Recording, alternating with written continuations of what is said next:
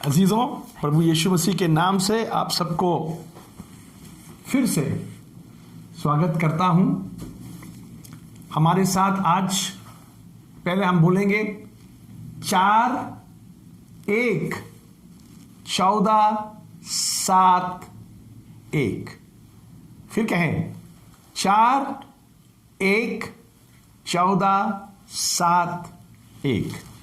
यहां पे हम देखते हैं, कल हम 4 खत्म किया है, सुसमाचार 4 खत्म कर दिया। आज को हम 1 में है, जो एक पुस्तक जो है वो है प्रेरितों की पुस्तक, जो है कलीसिया की इतिहास, जैसा कलीसिया शुरू हुआ है। यहां प्रेरितों का पुस्तक में 28 अध्याय हैं। 28 अध्यायों में 1007 आयतें हैं। मेरे बाइबल में 24,250 शब्द भी है, गिन के रखा 24,250 शब्द। अभी प्रेरितों का पुस्तक को हम 3 भाग में बांटेंगे। 3 भाग में हम बांट के हम देखेंगे। प्रेरितों का पुस्तक जो है, पहला 1 अध्याय से 7 अध्याय, पहला 7 अध्याय जो है कलीसिया स्थापित होना या कलीसिया स्थापित हुआ। 1 अध्याय से 7 अध्याय में कलीसिया स्थापित हुआ। उसके बाद 8 अध्याय से 12 अध्याय तक कलीसिया को जबरदस्ती धक्का दे के तंग किया। उसके बाद 13 अध्याय से प्रेरितों की 13 अध्याय से 28 अध्याय तक कलीसिया को दुनिया में भेज दिया। ये 3 तो हम बोलेंगे चर्च फाउंडेड, कलीसिया स्थापित हुआ। चर्च फोर्स्ड आउट, कलीसिया को धक्का दे के सताया गया, तीसरा। और church freed in the world, कलीसिया दुनिया में चले गया। आज भी आपको बताना चाहूंगा, शैतान यीशु मसीह को कहता होगा, मैंने दुनिया में तुम्हारे कलीसियाओं को बंद करवा दिया। और यीशु मसीह ने जरूर जवाब दिया होगा, अब तो चर्च बिल्डिंगें तो बंद है, मगर घर घर में कलीसिया बन गया है। यीशु मसीह ने बोला होगा। हालेलुया। आज मैं आपके साथ देखना चाहूंगा, पहला 1 से 7 अध्यायों में कलीसिया स्थापित कैसे हुआ। यहां यीशु मसीह जी उठने के बाद हम देखते हैं 1 अध्याय उसके 3 आयत। और उसने दुख उठाने के बाद बहुत से पक्के प्रमाणों से अपने आप को उन्हें जीवित दिखाया, और 40 दिन तक वो उन्हें दिखाई देता रहा और परमेश्वर के राज्य की बातें करता रहा। बोलता सबूत दिया है, और ऐसे मजबूत सबूत दिया है, खुद जाके प्रकट हो जाते थे। और परमेश्वर की राज्य की सुसमाचार प्रचार करते गया जी उठने के बाद भी। 4 आयत पढ़ेंगे। और उससे मिलके उन्हें आज्ञा दी कि यरूशलेम को ना छोड़ो। नहीं, 4 आयत है। हाँ, और उनमें खाने के बाद नहीं लिखा है। On one occasion while he was eating with them. हाँ, पढ़ो।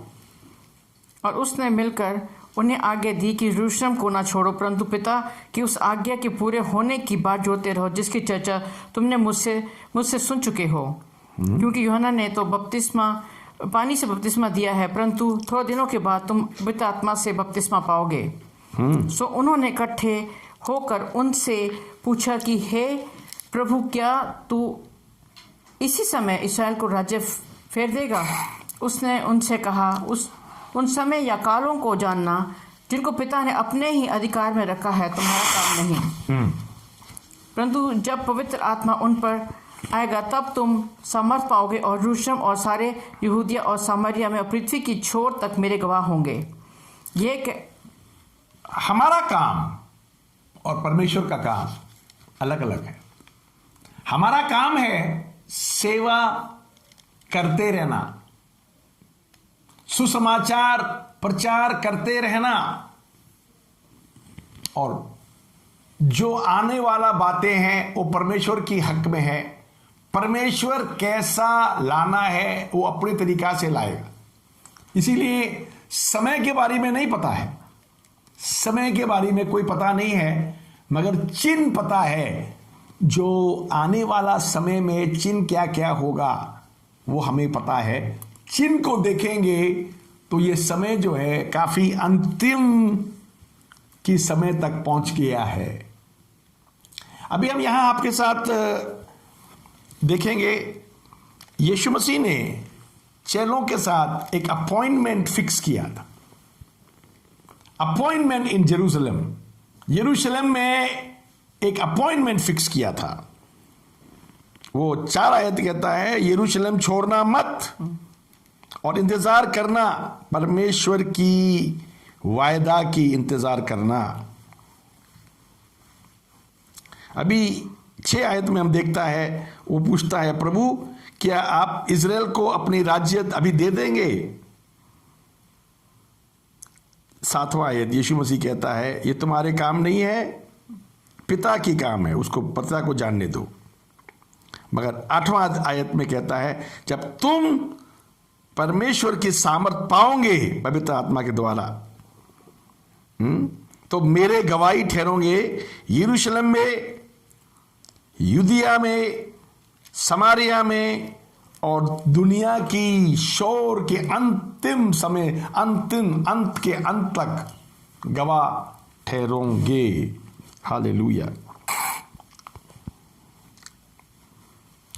Jesus, hallelujah, thank you Jesus, thank you Jesus. और उसके बाद 9 आयत कहता है, यीशु मसीह स्वर्ग में ले गया। 40 दिन के पूरा होने बाद यीशु मसीह स्वर्ग में गया और उसके 10 दिन बाद पेंटिकॉस्ट का दिन में पवित्र आत्मा उसने दुनिया में भेजा। अभी हम देखते हैं 1 अध्याय के 9 आयत में यीशु मसीह को स्वर्ग में ऐसा ही उठाया ले गया है। पढ़ेंगे, ये कहकर वो उनके देखते देखते ऊपर उठा लिया गया और बादल ने उसे उनकी आंखों से छिपा लिया। हालेलुया, बादल ने उनकी आंखों से छुपा लिया। हालेलुया। उसके बाद में हम देखते हैं, उन्होंने जाकर के तमाम दुनिया में सुसमाचार प्रचार किया चेलों ने। 8 आयत में लिखा है, यरूशलेम में, यहूदिया में, समारिया में और पृथ्वी के अंत तक। इसके मानी यरूशलेम जो है अपना घर है, उनके अपना घर, वहां सुसमाचार प्रचार करना चाहिए। यहूदिया उनके नजदीक, उनके पड़ोसी। उसके बाद समारिया उनके नजदीक के दूसरा स्टेट, और पृथ्वी की शोर पूरा दुनिया में। तो गॉस्पेल अपने घर से शुरू होता है, अपने गवंडियों को, अपने पड़ोसियों को वचन देता है और आपके दूर इलाके के लोगों को भी। उसके बाद हम देखते हैं पृथ्वी के अंत तक। मगर आज लोग सब पृथ्वी के अंत तक जाने को तैयार है, मगर अपने घर में सुसमाचार नहीं देते हैं। जब आप अपने घर वालों को सुसमाचार प्रचार नहीं करते हैं, तो पृथ्वी के अंत तक जाके प्रचार करना कोई मानी नहीं रखता है, क्योंकि आपको तो अपने परिवार में भी सुसमाचार देना जरूरत है। हालेलुया। और आपके बाद आपके पड़ोसी पड़ोसन को भी सुसमाचार देना जरूरत है। ओके, अभी यीशु मसीह स्वर्ग में चले गया। बहुत अच्छा। एक अध्याय में हम देखता है 13 आयत, एक अध्याय की 13 आयत। और जब वहाँ पहुँचे तो वे उन अटारी पर गए जहाँ पतरस और यूहन्ना और याकूब और इंद्रियास और फिलिप्पुस और थोमा और बरतुलमाई और मत्ती और हल्फाई का पुत्र याकूब और शमौन जेलातेस और याकूब का पुत्र यहूदा रहते थे।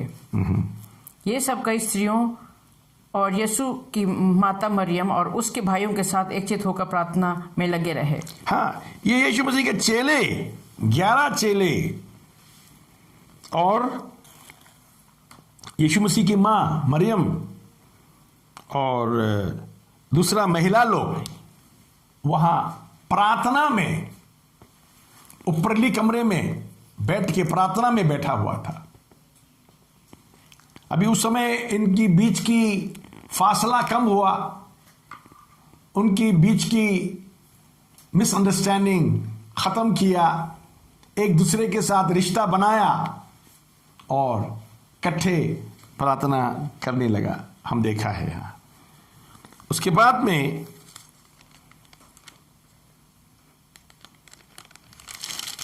हम देखते हैं 2 अध्याय में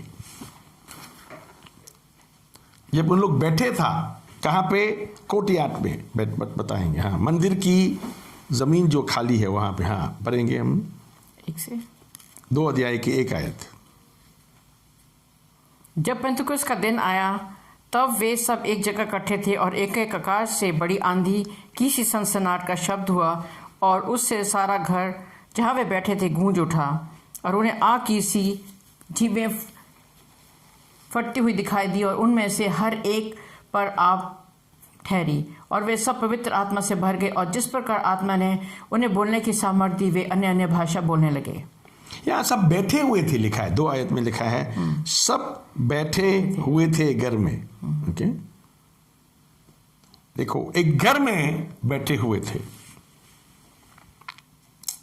तो पेंटिकॉस्ट का दिन पहुंचा, बैठे हुए थे। अचानक एक तूफान जैसे हवा आसमान से उतरा और उस जगह को पूरा भर दिया। हालेलुया।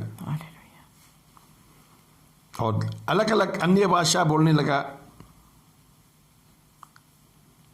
हालेलुया। 3 आयत पढ़ेंगे। और उन्हें आग की सी जीभें फटती हुई दिखाई दी और उनमें से हर एक पर आग ठहरी। हालेलुया। हर एक पर आग ठहरी। 4 आयत।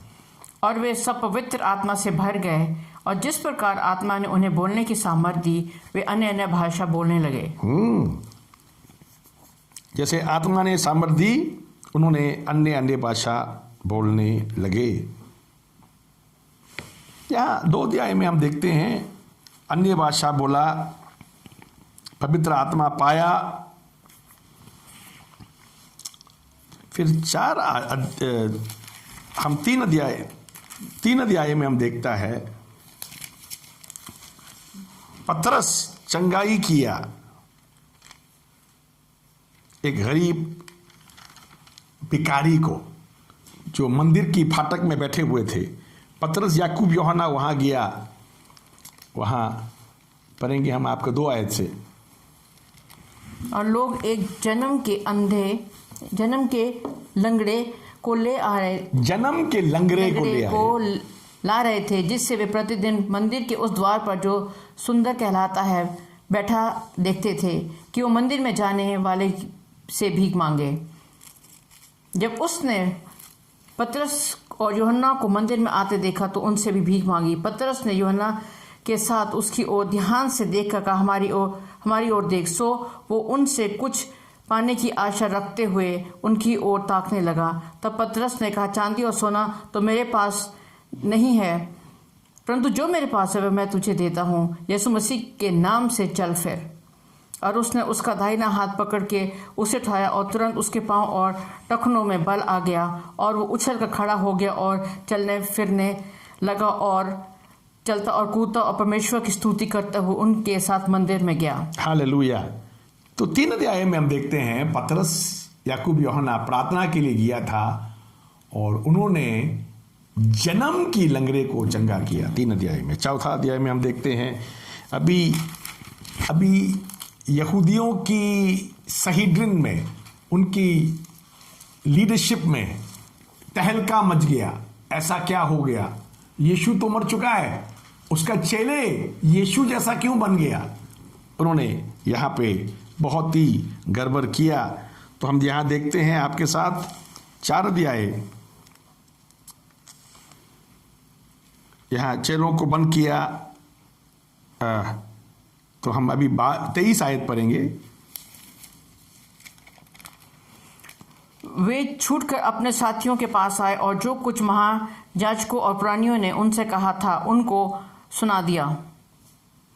ये कहकर उन्होंने एक चित्त होकर ऊंचे शब्द से परमेश्वर से कहा, हे स्वामी, तू वही है जिसने स्वर्ग और पृथ्वी और समुद्र और जो कुछ उनमें है बनाया। हालेलुया। इन्होंने प्रार्थना किया। पर आगे पढ़े, 25 भी पढ़िए। तूने पवित्र आत्मा के द्वारा अपने सेवक हमारे पिता दाऊद के मुख से कहा कि अन्य जातियों ने हुल्लड़ क्यों मचा और देश के लोगों ने क्यों व्यर्थ बातें सोची। 26। प्रभु और उसके मसीह के विरोध में पृथ्वी के राजा खड़े हुए और हाकिम एक साथ इकट्ठे हो गए, क्योंकि सचमुच तेरे सेवक यीशु के विरोध में जिसे तूने अभिषेक किया है, हेरोदेस और पुन्तियुस पिलातुस भी अन्य जातियों और इस्राएलियों के साथ इस नगर में इकट्ठे हुए कि जो कुछ पहले से तेरी समर्थ और मती से ठहराया था वही करें।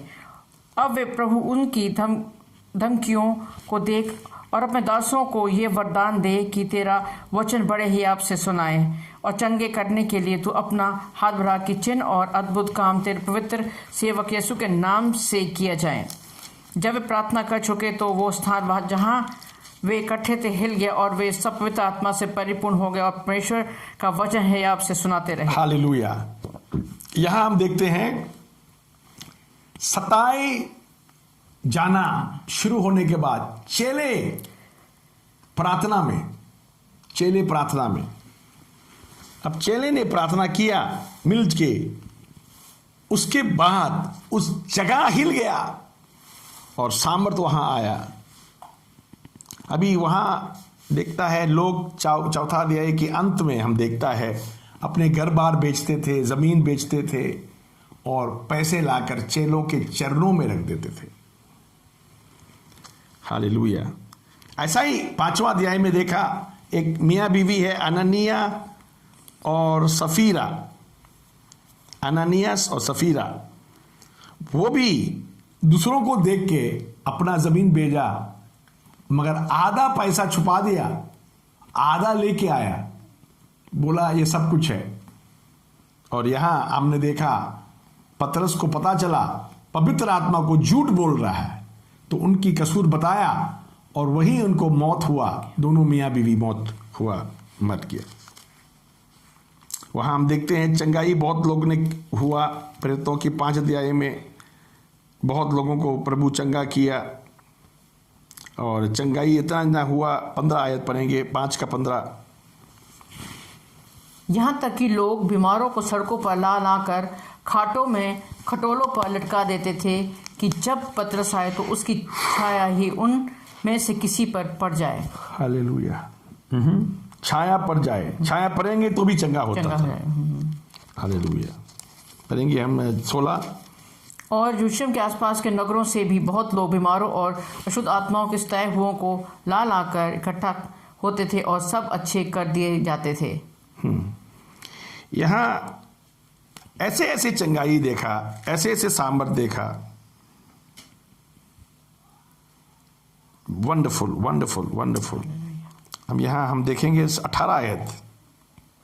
और प्रेरितों को पकड़कर बंदीगृह में बंद कर दिया परंतु रात को प्रभु के एक स्वदूत ने बंदी के द्वार खोल के उन्हें बाहर लाकर कहा कि जाओ मंदिर में खड़े होकर इस जीवन की सब बातों लोगों को सुनाओ। वे ये सुनकर भोर होते ही मंदिर में जाकर उपदेश देने लगे। परंतु महायाजक और उसके साथियों ने आकर महासभा को और इस्राएलियों के सब पुरनियों को इकट्ठे किया और बंदीगृह में कहला भेजा कि उन्हें लाएं। परंतु प्यादों ने वहां पहुंचकर उन्हें बंदीगृह में ना पाया और लौटकर संदेश दिया।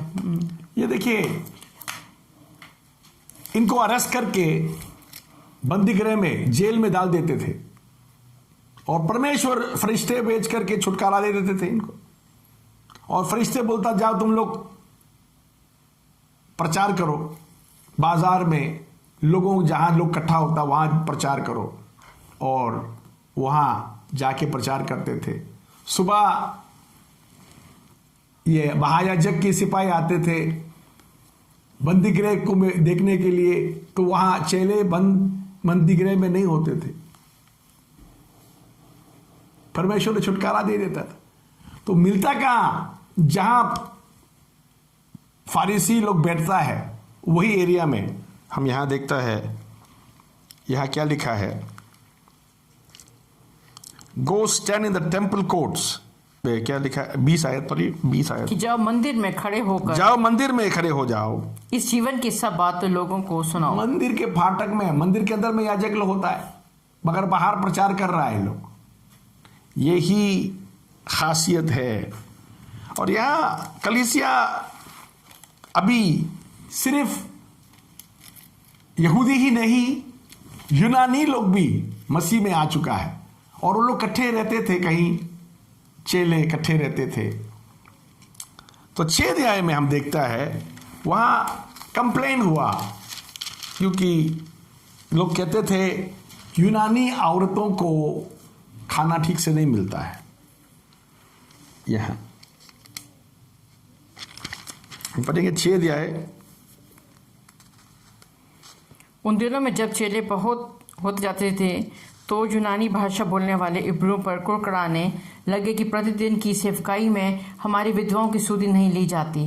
तब उन बारों ने चेलों की मंडली को अपने पास बुलाकर कहा, यह ठीक नहीं कि हम परमेश्वर का वचन छोड़कर खिलाने पिलाने की सेवा में रहें। इसलिए हे भाइयों, अपनों में से 7 सुनाम पुरुष को जो पवित्र आत्मा और बुद्धि से परिपूर्ण हो चुन लो कि हम उन्हें इस काम पर ठहरा दे। परंतु हम तो प्रार्थना में और वचन की सेवा में लगे रहेंगे। ये बात सारी मंडली को अच्छी लगी और उन्होंने सित्फनुस नाम एक पुरुष को जो विश्वास और पवित्र आत्मा से परिपूर्ण था, और फिलिपुस और परखुरुस और निकानोर और तिमोन और परमिनास और अंताकिवाल और निकोलास को जो यहूदी मत में आ गया था चुन लिया। और उन्होंने इन्हें प्रेरितों के सामने खड़ा किया और उन्हें प्रार्थना करके उन पर हाथ रखे। हालेलुया। 7 लोगों को चुना गया था कलीसिया में फिजिकल सेवा करने के लिए। इसके बाद 7वां अध्याय में हम देखते हैं स्टीफन को पत्थर मारा गया था। 7वां अध्याय में स्टीफन को पत्थर मारा गया था। तो एक नौजवान था, वो लोगों के कपड़े संभालते थे। जाओ पत्थर मारो, मैं तुम्हारे कपड़ा संभालता हूँ। उसके नाम था सॉल। और वो सॉल जो था बाद में पौल बन के यीशु मसीह की सबसे महान सेवक बना। Hallelujah, hallelujah. तो इसके बाद में हम देखते हैं 8वां अध्याय में 8 से 12 कलीसिया को बहुत तंगी हुआ। यहाँ 8 अध्याय हम पढ़ेंगे 1 से 3। उस दिन यरूशलेम की कलीसिया पर बड़ा उपद्रव होने लगा और प्रेरितों को छोड़ सब के सब यहूदिया और सामरिया देश में तितर बितर हो गए। और भक्तों ने सित्फनुस को कब्र में रखा और उसके लिए बड़ा विलाप किया। शाऊल कलीसिया को उजाड़ रहा था और घर घर घुसकर पुरुषों और स्त्रियों को घसीट कर बंदीगृह में डालता था। पौल बहुत तंग करने लगा कलीसिया को। अब पौल मसीह में आया नहीं है। अभी हम देखते हैं 9 अध्याय में पौल जब जा रहा था, यहां घोड़े से गिर गया।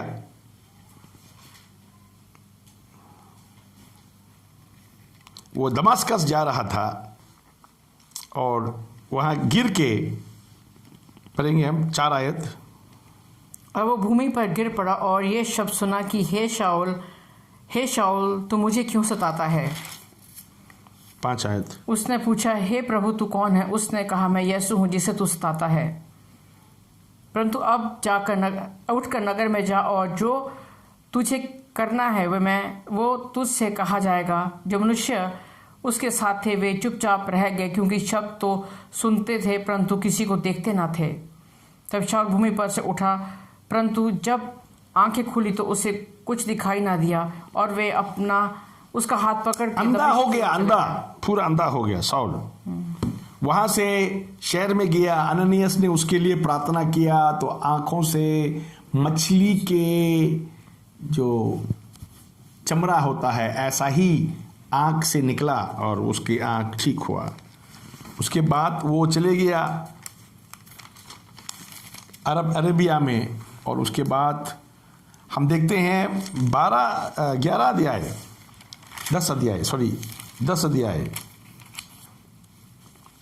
10 अध्याय में कर्नेलियस का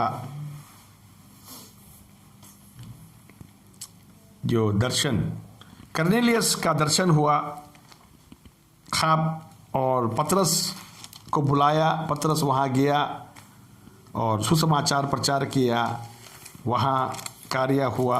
11 अध्याय पतरस एंटियोक में हम देखते हैं, और 12 अध्याय पतरस जेल में था, फिर जेल में उसको छुटकारा मिला। यहाँ तक 8 अध्याय से 12 अध्याय तक कलीसिया को काफी सताया गया था। उसके बाद 13 अध्याय से कलीसिया को दुनिया में प्रचार के लिए निकाला परमेश्वर ने।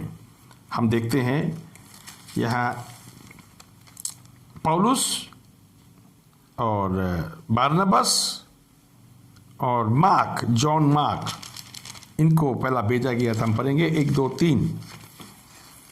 अन्ताकिया कलीसिया में कितने भविष्यवक्ता और उपदेशक थे, अर्थात बरनबास और शमौन जो नीगर कहलाता है, और लुकियुस कुरेनी, और देश की चौथाई के राजा हेरोदेश का दूध भाई मनाहेम और शाऊल। जब वे उपवास सहित प्रभु की उपासना करते थे तो पवित्र आत्मा ने कहा, मैं तेरे निमित्त बरनबास और शाऊल को उस काम के लिए अलग करो जिसके लिए मैं उन्हें बुलाया है।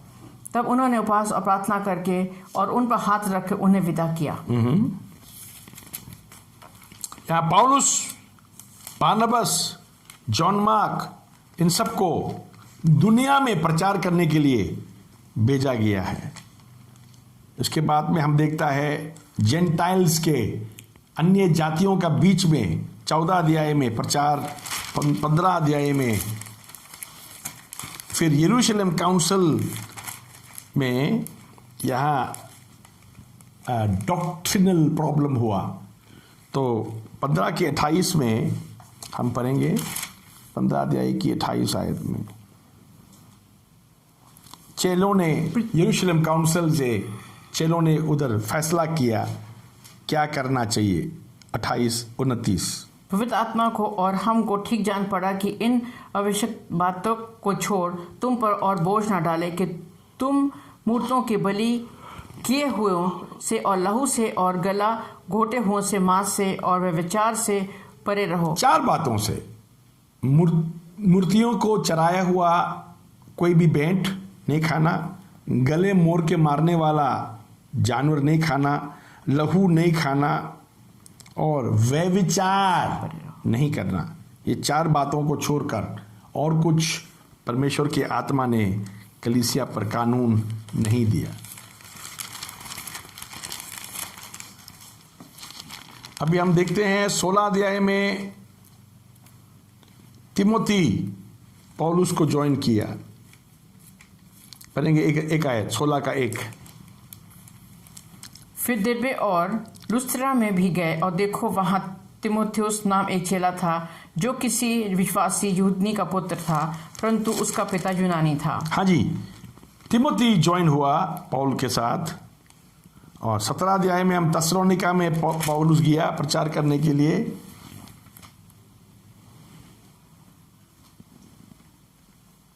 हम ये एक खास आयत है यहाँ 17 अध्याय की 13 आयत जरूर पढ़िएगा। किंतु जब थिस्सलुनीके यहूदी जान गए कि पौलुस बिरिया में से परमेश्वर का वचन सुनाता है, तो वहां से आकर लोगों को उकसाने और हलचल मचाने लगे। हाँ पढ़िए। तो तब भाइयों ने परंतु पौलुस को विदा किया कि समुद्र के किनारे चला जा, परंतु सिलास और तिमोथियुस वहीं रह गए। यहाँ 13 अध्याय की 11 आयत 17 अध्याय की 11 आयत पढ़े। ये लोग तो थिस्सलुनीकियों के यहूदियों से भले थे और उन्होंने बड़ी लालसा से वचन ग्रहण किया और प्रतिदिन पवित्र शास्त्रों में ढूंढते रहे कि ये बातें यूं ही हैं कि नहीं। हालेलुया, ये बातें यूं ही है कि नहीं। Hallelujah, hallelujah.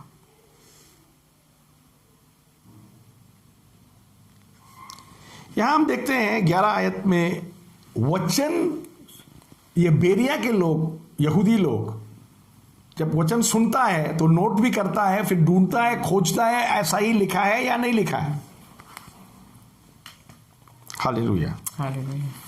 अच्छा 18 में हम देखते हैं कोरिन्थ में आया पौलुस।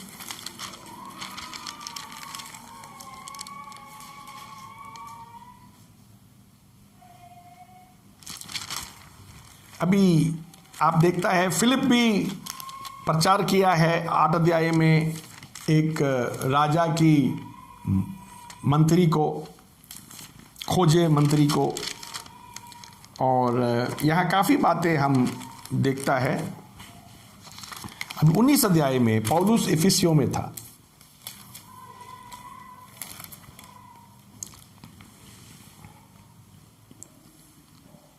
तो यहां पौलुस पूछा 2 आयत, उनसे कहा, क्या तुमने विश्वास करते समय पवित्र आत्मा पाया? उन्होंने उससे कहा, हमने तो पवित्र आत्मा की चर्चा भी नहीं सुनी। हाँ, इफिसियों में पौलुस ने पूछा, क्या तुम लोगों ने विश्वास करने के समय पवित्र आत्मा पाया? ये लगता है यूहन्ना का चेले हैं ये सब, पर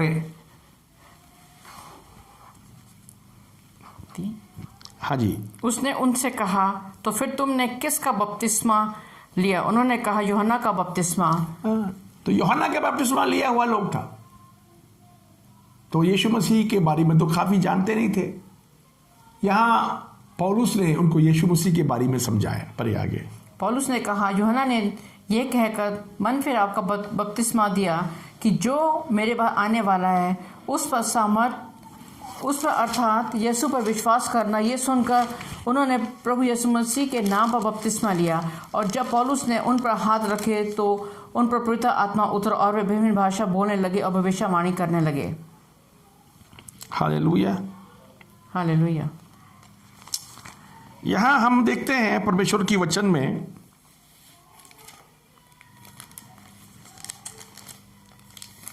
बीस अध्याय में मसिदोनिया से बुलाहट मिला, यहां गया,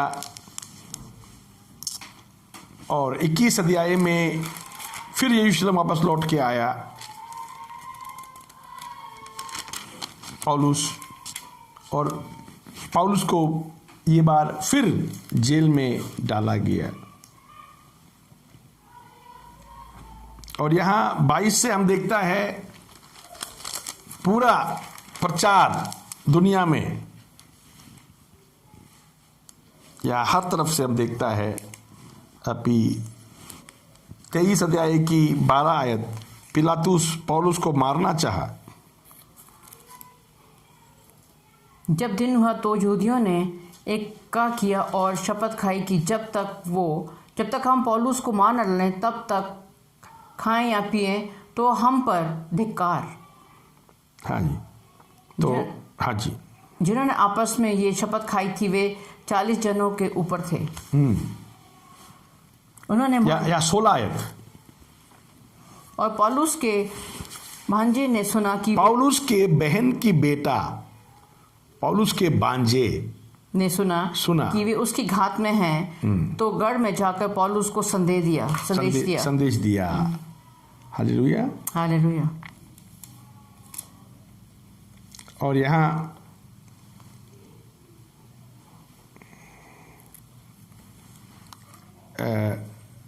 18 आयत।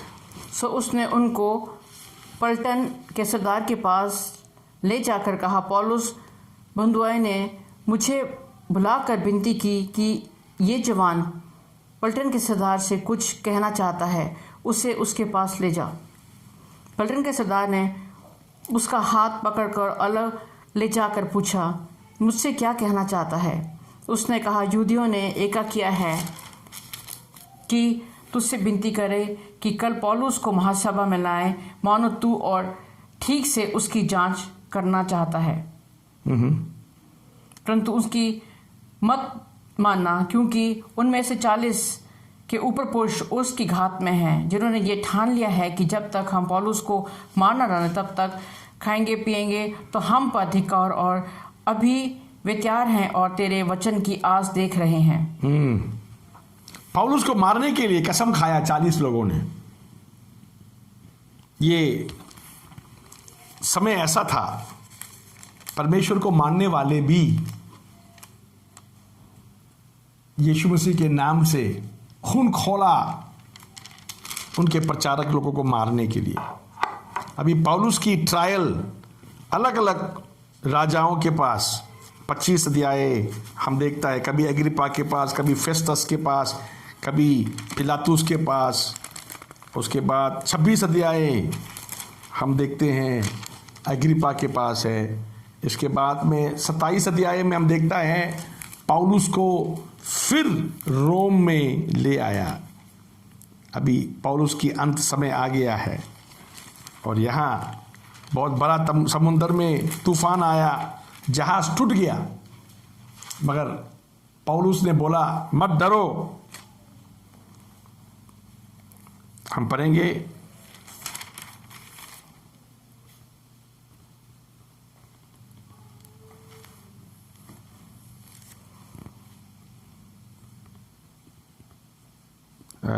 हम पढ़ेंगे 27 के 21 आयत से हम पढ़ेंगे 26 आयत तक। जब वे उपवास कर चुके तो पौलुस ने उनके बीच में खड़े होकर कहा, हे लोगों, चाहिए था कि तुम मेरी बात मानकर क्रेते से ना जहाज खोलते और ना ये विपत और हानि उठाते, परंतु अब मैं तुम्हें समझाता हूँ कि ढाढ़स बांधो, क्योंकि तुम में से किसी के प्राण की हानि न होगी, केवल जहाज की। क्योंकि परमेश्वर जिसका मैं हूँ और जिसकी सेवा करता हूँ, उसके स्वर्गदूत ने आज रात मेरे पास आकर कहा कि हे पौलुस, मत डर, तुझे कैसर के सामने खड़ा होना अवश्य है, और देख परमेश्वर ने सबको जो तेरे साथ यात्रा करते हैं तुझे दिया है। इसलिए हे सज्जनों, ढाढ़स बांधो, क्योंकि मैं परमेश्वर की प्रीति करता हूँ कि जैसा तुझसे कहा गया है वैसा ही होगा। परंतु हमें किसी टापू पर जा टिकना होगा। यहाँ पौलुस समझाया, मुझे परमेश्वर का फरिश्ता ने बता चुका है कुछ नहीं होगा, जो लोग मेरे साथ जाता है वो भी कुछ नहीं होगा। तो यहाँ हम देखते हैं 28 अध्याय। अभी पौलुस मेल्टा में आया, वहाँ से फिर रोम में आके प्रचार किया, और पौलुस की प्रचार में ये खत्म होता है। पढ़ेंगे 28 अध्याय की 30 आयत। और वो पूरे 2 वर्ष अपने भाड़े के घर में रहा। हाँ जी, आगे। और जो उसके पास आते थे उन सब से मिलता रहा और बिना रोक टोक बहुत निडर होकर परमेश्वर के राज्य का प्रचार करता और प्रभु यीशु मसीह की बातें सिखाता रहा। हालेलुया। हालेलुया। यह है परमेश्वर की प्रेरितों की पुस्तक। उसका अंत हुआ ही नहीं। प्रेरितों के पुस्तक में अंत नहीं है। जैसे हर पुस्तक के अंत में ग्रीटिंग्स देता है, अनुग्रह तुम्हारे साथ हो या शांति तुम्हारे साथ हो, ऐसा कोई अंत कंक्लूजन नहीं दिया गया। इसके मानी ये प्रेरितों का पुस्तक के अंत अभी हुआ नहीं है। यीशु मसीह वापस आने के बाद हो सकता है फिर इस पुस्तक की बाकी भागों को लिखा जाएंगे, अलग अलग समय की बारी में। हो सकता है आप और हमारे बारी में भी लिखा जाएंगे, क्योंकि इन सब बातों को परमेश्वर अपने यादगार की पुस्तक में लिखता है। तो प्रेरितों की पुस्तक में भी हमारा नाम आ सकता है। अजीजों, ये पुस्तक है, उसका अंत नहीं है। 3 भाग में है। कलीसिया शुरू हुआ, कलीसिया सताया गया और कलीसिया दुनिया में लौट आया। ये याद रखिए, 3 भाग में है। आप मेरे साथ देखिएगा। 1 से 7 अध्याय, 1 अध्याय से 7 अध्याय कलीसिया स्थापित हुआ। 8 अध्याय से 12 अध्याय कलीसिया को सताया गया। 8 अध्याय से 12 अध्याय कलीसिया को बहुत सताया गया और 13 अध्याय से 28 अध्याय तक कलीसिया को दुनिया में प्रचार के लिए छोड़ दिया। ये परमेश्वर की वाणी है और प्रेरितों की पुस्तक की शिक्षा है। अपने आप पढ़ के देखिएगा, आपको अच्छा लगेगा। प्रभु यीशु मसीह के नाम से